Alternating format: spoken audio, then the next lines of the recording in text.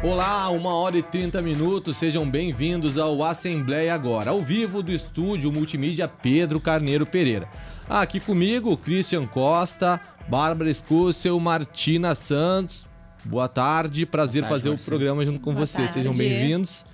E hoje nós tivemos aqui na Assembleia a entrega do selo Mandato Amigo do Meio Ambiente, uma iniciativa ligada ao tema da gestão do presidente Pepe Vargas, a sustentabilidade. A Bárbara, que acompanhou essa cerimônia, vai nos contar mais detalhes sobre o assunto. Bárbara. Boa tarde, Maurici. Boa tarde para vocês que nos acompanham. Foi uma competição, diria uma competição do bem, né? O Christian que gosta muito de esporte, então uma competição para ver quem se sai melhor aqui no Parlamento Gaúcho. 23 gabinetes foram concedidos com esse selo que eu vou mostrar aqui para vocês agora. Ó, selo Mandato Amigo do Meio Ambiente. Aqui. Bonito. Ó, esses 23 gabinetes, então, ganharam esse selo, que agora vão poder expor aí nos seus gabinetes de uma forma muito legal. A proposta é uma das ações da gestão do presidente Pepe Vargas, né, que tem como uma prioridade o crescimento sustentável ao longo desse ano de 2025. E os gabinetes foram avaliados com algumas notas, como práticas que reduziram materiais impressos e descartáveis. Então, os copinhos descartáveis que a gente usava aqui foram abolidos. Então, os gabinetes que ainda estavam usando perderam nota. Também a gestão correta de resíduos, né? A separação de lixo seco, orgânico, coisas que a gente também já faz aqui na TV Assembleia também. E a demanda por folhas A4. Então, quem menos imprimia papel lá no seu gabinete ganhava uma nota melhor. Desses 23 gabinetes, teve 2 que foram super destaque, ganharam nota máxima, que a nota máxima era de 35 a 50 pontos. Então, os 2 gabinetes que ganharam a nota máxima é o gabinete do deputado Dimas Costa e do deputado Felipe Camozato. Ambos gabaritaram a prova aí ao longo desse ano de sustentabilidade e ganharam nota máxima nesse ranking aí dos gabinetes amigos do meio ambiente. Bom, a superintendente administrativa, Cláudia Bonalume, fez uma explanação ali pra gente no Salão Júlio de Castilhos e falou várias outras ações que contribuíram, né, para que esses gabinetes fossem reconhecidos. Entre elas, a gente destaca a volta da coleta seletiva, né? Ela falava que o DMLU, ele não queria fazer a coleta seletiva aqui na Assembleia porque a nossa fama era muito ruim. Era a fama de um órgão que não separava corretamente o seu lixo. Então, eles tiveram que fazer muitas reuniões para tentar, né? A Martina também sei que acompanhou muito essa pauta. Tiveram que fazer uma mediação ali e agora estamos com a coleta seletiva mais uma vez, né? Também teve, ao longo desse ano, redução de 6 toneladas de papéis consumidos. Então, esses gabinetes que deixaram de imprimir folhas desnecessariamente, né? Porque hoje em dia a gente está com celular, muitas coisas a gente pode ler aqui no nosso celular. Esses gabinetes, né, então, contribuíram com 6 toneladas de papel a menos. Também teve uma redução de 61% dos copos descartáveis. Então, o uso dos copos de vidro, as canequinhas, as garrafinhas que nós recebemos também contribuíram com essa redução. Então, acho que é uma ótima iniciativa aí do Parlamento Gaúcho. E esse prêmio vai seguir. O deputado Pepe Vargas até brincou que esse ano ele não pôde participar, né? O gabinete dele não pôde participar, já que ele é o presidente. Mas que ele já está ansioso para participar no ano que vem e ver como é que vai ser o ranking do gabinete dele. E daí, só para finalizar também, foram trazidas outras coisas que foram implementadas aqui ao longo do ano. Muitas impactaram o nosso trabalho, né? Essa questão da separação do lixo, os copinhos, né? E a gente sempre destaca que eu acho que foi uma iniciativa muito legal e foi citada pela Cláudia como a criação do meliponário, que está fazendo um super sucesso, as nossas abelhas sem ferrão, que estão ali no jardim.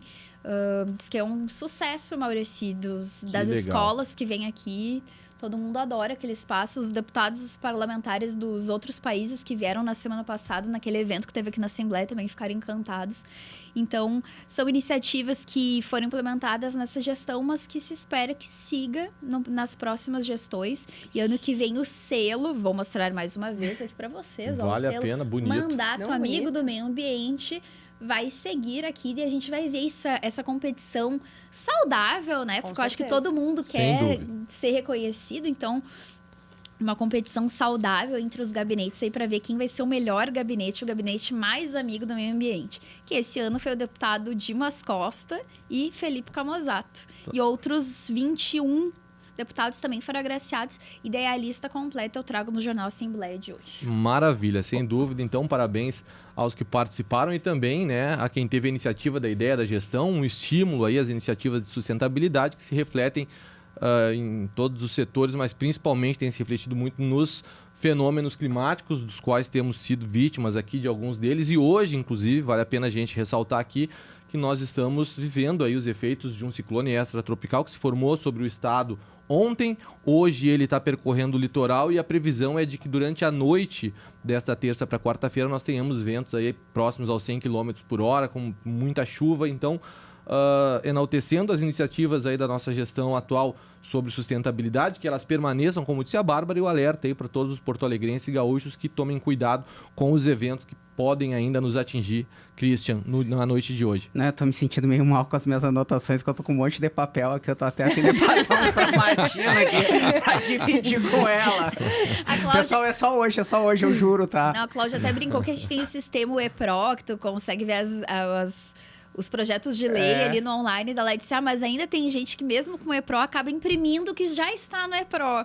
Então, fica essa reflexão para todos nós e quem está nos acompanhando aí fica refletindo, será que eu ganharia o selo amigo do meio ambiente? Eu não sei se eu ganharia. Eu tô com medo também. Vamos todos caprichando cada vez mais nesse tipo de ação, então. E seguindo aqui, falando ainda do tema da gestão, nós tivemos ontem a apresentação do relatório final do Pacto RS 25. Esse trabalho que percorreu todo o estado aí discutindo nas diferentes regiões a sustentabilidade. A Martina Santos esteve lá e vai nos trazer, então, os principais pontos deste documento. Martina, muito bem-vinda. É verdade. Oi, gente. Boa tarde meus colegas aqui de mesa. Boa tarde quem nos acompanha.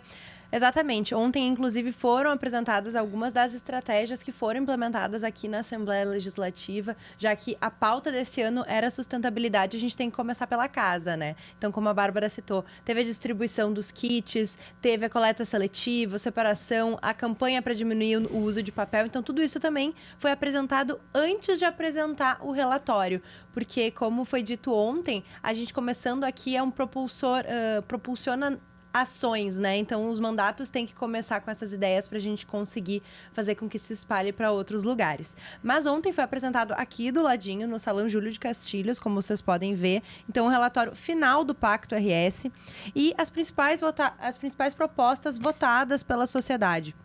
Ao longo de 2025, foram realizados 5 grandes debates aqui em Porto Alegre, 9 encontros regionais e 6 plenárias livres. E foram mais de 5.400 participantes presenciais nos fóruns, sendo 30% representações governamentais e 70% da sociedade civil.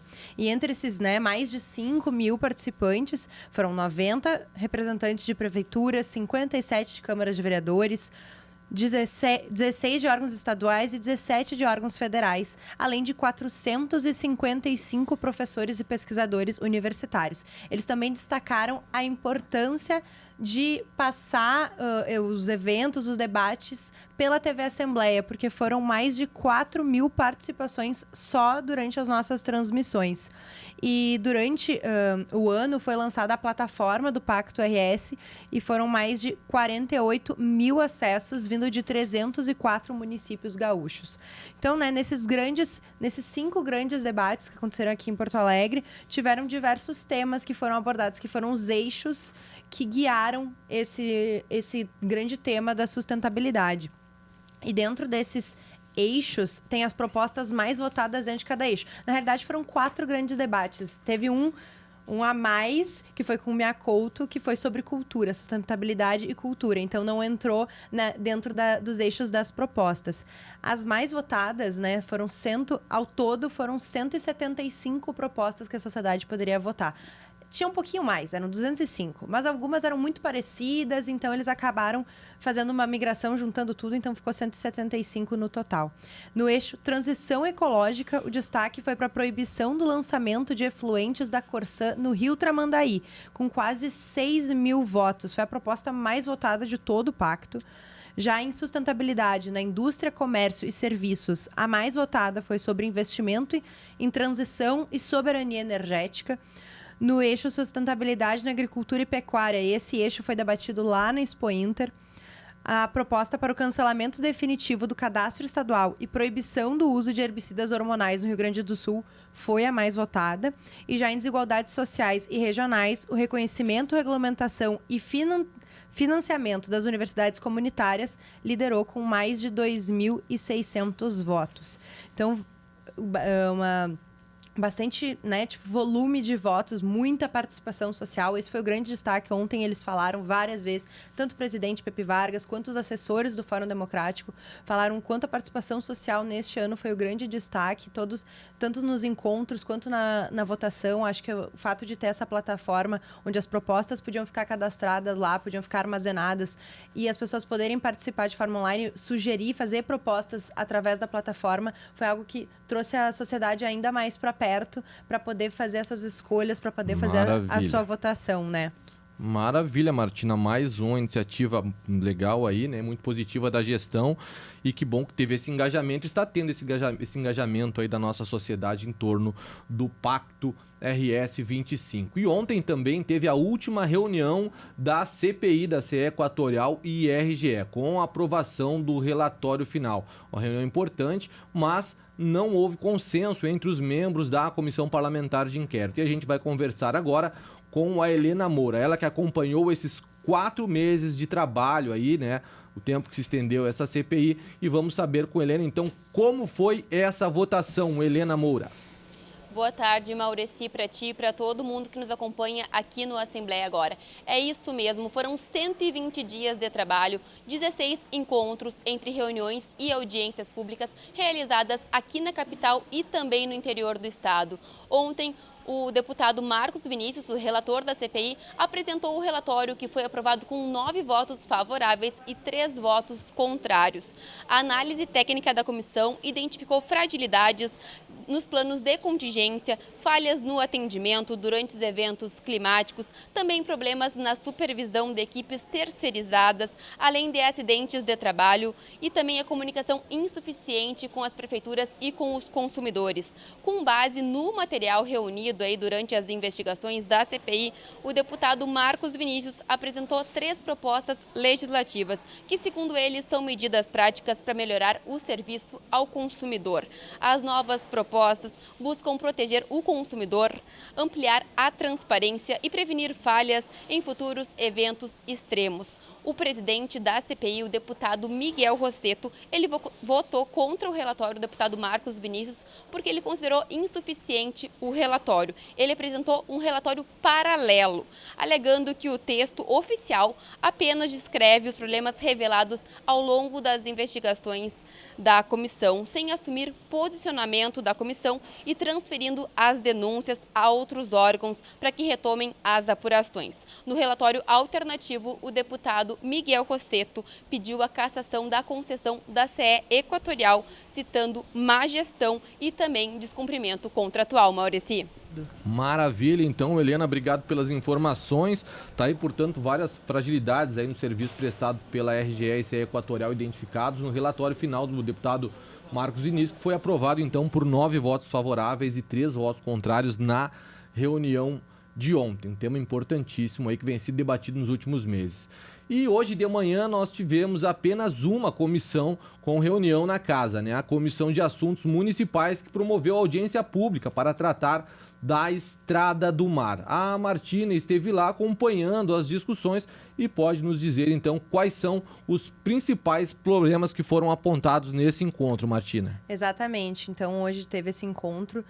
Às 9h30 da manhã, a Comissão de Assuntos Municipais teve a sua reunião ordinária às 9 horas e logo em seguida, às 9h30, já se começou a audiência pública que foi proposta pelo presidente da comissão, o deputado Joel William, e falou exatamente sobre a sinalização, acessos e manutenção da RS 389, né, a famosa Estrada do Mar, o principal acesso turístico ao litoral gaúcho, com cerca de 90 quilômetros de rodovia que ligam Osório até Torres. Ela foi criada lá em 1990 exatamente para conectar os balneários durante o verão. Só que o litoral norte ele tem crescido muito nos últimos anos. Ele é o líder em crescimento populacional nos últimos anos aqui no estado, registrando mais de 25% de aumento nos últimos 10 anos, né? As pessoas indo para o litoral morar lá. E então a infraestrutura da estrada ela é considerada desatualizada para o grande volume, porque antes não se esperava ter tanta movimentação, porque hoje não é só mais no verão que as pessoas vão para lá, elas têm que circular durante o ano, Claro. porque às vezes alguém mora em uma cidade, mas trabalha na outra, então precisa ter... É uma pista única, né? A Estrada do Mar, boa parte dos trechos da pista única, então isso foi muito falado sobre, né? Sobre essa infraestrutura e essa mistura do tráfego que é local, regional e turístico, então precisa se aumentar para mais uma pista, então... Aumento de deslocamento de moradores entre cidades, né? Faz também com que aumente o número de acidentes ali na Estrada do Mar fora da temporada de verão. Não se registra mais grandes números apenas durante o verão, né? Agora, durante todo o ano também se registra exatamente por ter mais moradores. Então, quem esteve presente, né? Vereadores, secretários, enfim, ali do Litoral Norte, as suas principais manifestações foram sobre a duplicação da rodovia, recuperação de pavimentos e trechos sem acostamento, projetos para melhorar a segurança e um novo viaduto no trecho com a RS 407 em Xangri-Lá. Mas o destaque para eles até falaram no final assim, se não der para duplicar, se não der para, né? Tipo, o nosso principal pedido até o verão é que pinte, é que sinalize, porque não tem pintura, às vezes, para sinalizar o fim da rodovia, né? O que seria para ir para o acostamento, não tem divisão de pista. Então, como é só uma pista, né? Só uma mão, fica difícil para os motoristas, assim, e aumenta os números de acidentes. Então, esse foi o grande destaque da comissão de hoje. Maravilha. Então, claro, mais pessoas, né, habitando, morando também no litoral norte, além dos veranistas, com isso um maior movimento e a necessidade de que a Estrada do Mar, né, e entre outras, mas ela que tem um grande fluxo aí, receba essas melhorias. E vale lembrar que a cobertura completa das atividades do parlamento você confere no Jornal Assembleia às 10 horas da noite. E agora vamos falar do plenário. Os líderes de bancada se reuniram no final da manhã na sala da presidência da Assembleia para definir a pauta de votações. O que ficou decidido nessa reunião, quem vai nos dizer agora é o Christian Costa. Boa tarde, Christian. Boa tarde, Maurici, Bárbara, Martina, quem nos acompanha em casa. É isso, Maurício. Hoje teremos 16 matérias na ordem do dia, né? 15 delas do Executivo, 4 que trancam a pauta. Eu vou começar pelo final, a última matéria do deputado Miguel Rosseto sobre as questões das fundações e do quinto. Ao 15º projeto são transferências de titularidade de rodovias para cidades ou de alguns imóveis. Então eu acredito mesmo, Maurício, que vai se concentrar nas quatro primeiras as discussões. E quais são elas? A primeira prorroga por 60 meses o prazo para liquidar o financiamento e regularizar imóveis da extinta Coab. Isso é retroativo a 17 de janeiro de 2022. Eu dei uma conversada com a oposição, principalmente a oposição de esquerda, e eles são favoráveis ao projeto. Então, acredito que vai ser aprovado de forma unânime. Vamos ao segundo projeto, Maurici. Ele ajusta a governança e torna a comissão Estados, Municípios paritária e libera conselheiros para participar de editais, desde que não julguem os próprios processos. Segundo o governo, a ideia é atualizar a legislação estadual à luz das novas diretrizes federais, sem abrir mão da autonomia local. Esse é o segundo projeto que vai ser avaliado nesta terça. O terceiro projeto é o que permite a renegociação de dívidas com condições mais favoráveis. Isso eu até me interessei, tá, Maurício? Tô brincando. Ele dá um alívio imediato na dívida estadual. Isso não são para as pessoas físicas, né, pessoal? É para a pessoa jurídica. Sim. Ele dá um alívio imediato na dívida estadual e libera espaço no orçamentário e reequilíbrio das contas públicas. Por isso, o governo quer também discutir essa proposta. E a quarta matéria é essa que eu acho, né, o achômetro, vai dar mais discussão, é que cria base legal para o Rio Grande do Sul qualificar entidades sem fins lucrativos como organizações sociais. Qual é a justificativa do governo do estado para esse projeto? Ele quer dar segurança jurídica e organizar as parcerias garantindo serviços públicos mais eficientes e bem controlados. A oposição de esquerda eu sei que vai votar de forma contrária essa proposta, pelo menos são essas informações preliminares que me passaram. Eu também peguei, Maurício, aqui rapidinho, vou usar minha cola aqui no celular, que é o posicionamento dos sindicatos. Eles até estavam aí de manhã fazendo uma pressão para que a matéria não fosse apurada, não fosse apreciada no dia de hoje. E eu perguntei aqui, agora vou usar uma frase que eu gosto, perguntei para uma fonte, claro, né, o que eles pensam do projeto. E ele me falou o seguinte: segundo os sindicatos, ele permitiria o avanço de uma terceirização, precarização dos serviços públicos prestados à população, uma vez que essas organizações sociais não se submetem à obrigatoriedade de concurso público e licitação. Pontuando novamente, essa é a visão do sindicato do projeto de número 439, que é o quarto da ordem do dia de hoje. Não sei se ficou claro, mais alguma dúvida? Muito claro, inclusive justificando aí os teus papéis e as anotações, afinal de contas... Ainda bem, né? Quero ter esse selo ano que vem, né, Maurício?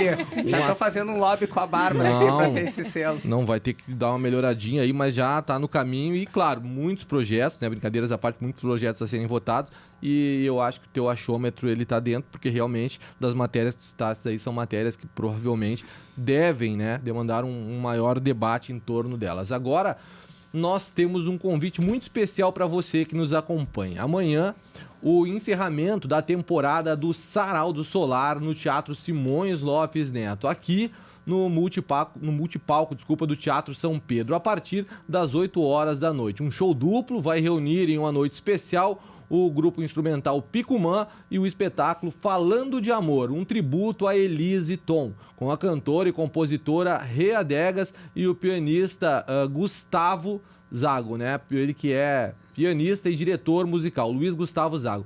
Tá imperdível e a entrada é franca, então tá aí o convite, né? E terminou há pouco a primeira reunião da Comissão Especial sobre a Malha Ferroviária do Rio Grande do Sul, presidida pelo deputado Thiago Cadó. E a gente agora vai falar com o Matheus Bones para saber quem foram os escolhidos para relator e vice-presidente deste colegiado. Matheus Bones, boa tarde. O escolhido para a vice-presidência da comissão foi o deputado Valdeci Oliveira, do PT. Em seguida, foi escolhido o relator da comissão, trabalho que vai ficar a cargo do deputado Cláudio Tatti, do PL. Também foram votados, dos 14 itens da ordem do dia, 12 foram requerimentos de audiências públicas, que vão acontecer em várias cidades do estado, como São Borja, Uruguaiana, Itaqui, Alegrete, Lajeado e Bento Gonçalves. Todas essas audiências têm como objetivo analisar a malha ferroviária do estado e foram aprovadas. Entre outras questões que a Comissão Especial deve debater nos próximos meses de trabalho, as ocupações urbanas e faixas de domínio e as necessidades das comunidades, debate sobre a reativação das linhas e a estruturação de um novo projeto ferroviário para o Rio Grande do Sul. A comissão ainda pretende reivindicar indenizações à concessionária Rumo por falta de investimento e abandono de trechos, segundo o presidente da comissão, deputado Thiago Cadó. O contrato da Rumo com a União vai até 2027, mas há crítica sobre o descumprimento de metas, abandono de trechos e a retirada de trilhos, com o Ministério Público Federal e setores produtivos exigindo uma política de longo prazo. Mais detalhes na reportagem completa que você assiste hoje no Jornal da Assembleia. Volto com vocês.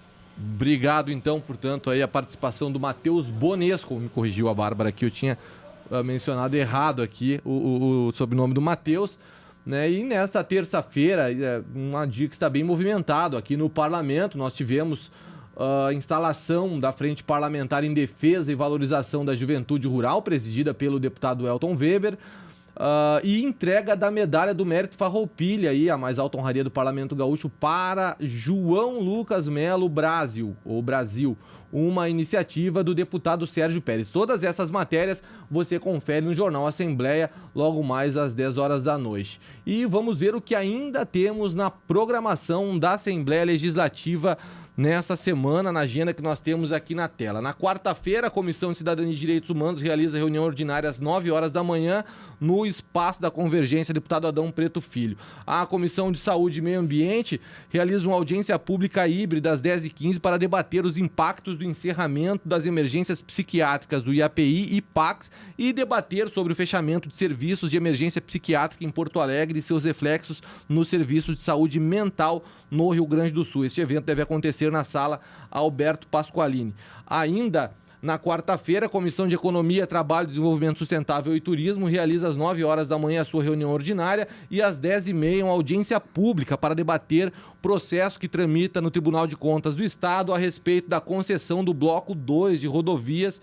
Essa reunião acontece, a audiência pública, aliás, acontece na sala Alberto Pasqualini. A Comissão Mista Permanente de Defesa do Consumidor e do Contribuinte realiza a sua reunião ordinária às 11 horas da manhã. E nos assuntos gerais dessa reunião será tratado sobre o consumo de alimentos processados e seus impactos na saúde, com a participação, é claro, de especialistas.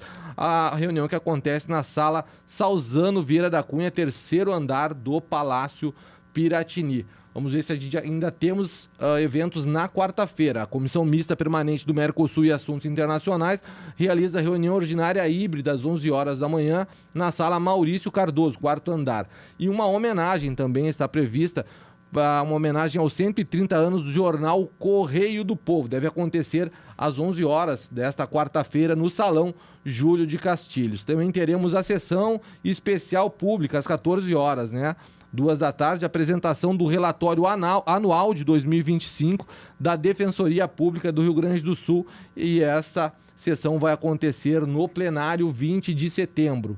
Depois disso, nós teremos ainda a sessão plenária, claro, às 15 horas, horário habitual, e no grande expediente, uma homenagem aos 50 anos do Programa de Pós-Graduação e Extensão da Universidade Federal de Santa Maria. A sessão plenária, como sempre, acontece, é claro, no plenário 20 de setembro. Teremos também a entrega da medalha da 56ª legislatura ao Instituto BRF. Essa medalha será entregue às 18 horas no Salão Júlio de Castilhos e às 8 da noite, o Sarau do Solar Especial, com espetáculos do instrumental Picumã e Riadegas e Luiz Gustavo Zago, no encerramento da temporada 2025 em Porto Alegre. Entrada gratuita. O evento ocorre no Teatro Simões Lopes Neto, no complexo multipalco do Teatro São Pedro. Dito isso, nós passamos para quinta-feira, quando teremos às 9 horas da manhã uma reunião ordinária da Comissão de Finanças, Planejamento, Fiscalização e Controle na sala Alberto Pasqualini. E também na quinta-feira a Comissão de Segurança, Serviços Públicos e Modernização do Estado realiza sua reunião ordinária às 9 da manhã na sala Maurício Cardoso. Esses, portanto, os eventos da quinta-feira, que também tem uma homenagem, às 11 horas da manhã de quinta-feira, aos 30 anos da empresa de imóveis Capesberg, Grupo K1. A homenagem a Capesberg acontecerá no Salão Júlio de Castilhos e às 14 horas a sessão plenária, sessão ordinária, em formato híbrido no plenário 20 de setembro. As atividades aí da quinta-feira. E na sexta-feira, 12 de dezembro, às 10 horas da manhã, uma palestra sobre alimentação e saúde ministrada pela nutricionista Ana Lúcia Mena Barreto, promovida pelo DGP com o apoio da Comissão de Saúde e Meio Ambiente. Essa palestra aí sobre alimentação e saúde vai acontecer na sala Salzano Vieira da Cunha. Estes, portanto, os acontecimentos da sexta-feira, e teremos, no final de semana, no sábado, às 19 horas, uma celebração dos 400 anos das missões jesuíticas guaranis no Rio Grande do Sul. Como atrações, teremos o Alejandro Brights e Orquestra Barroca sob regência de Fernando Cordela, participação do coral da aldeia indígena Tecoá Coenju e declamações de Adriana Brown. Local na praça, onde local diferente, primeiro na praça e depois no domingo o mesmo evento, a mesma celebração aos 400 anos das missões jesuíticas guaranis no Rio Grande do Sul, só que aí vai acontecer na praça principal da antiga redução, junto à fachada da igreja do sítio arqueológico de São Miguel Arcanjo, lá em São Miguel das Missões. Uma agenda da Assembleia, portanto, aí que se estendeu com esses eventos no sábado e no domingo. E nós vamos nos despedindo do programa Assembleia agora. Na sequência, é claro, você fica com a sessão plenária.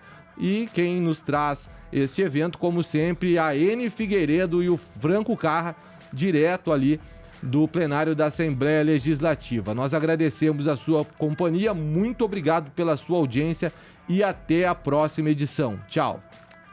É justo.